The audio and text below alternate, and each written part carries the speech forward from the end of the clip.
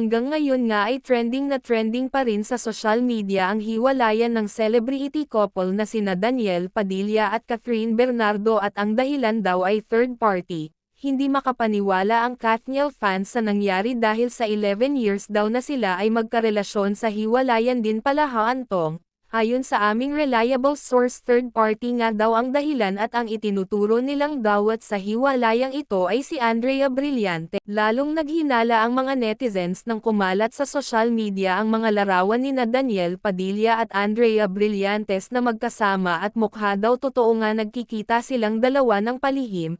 Ayon sa nakarating saming balita, labis daw ngayong nasasaktan si Catherine dahil sa nalaman nito. Komento naman ng ilan, sana daw ay magsalita na si Andrea at magpaliwanag sa publiko kung ano ba talaga ang totoo sa likod ng mga larawang kumalat na magkasama sila ni Daniel.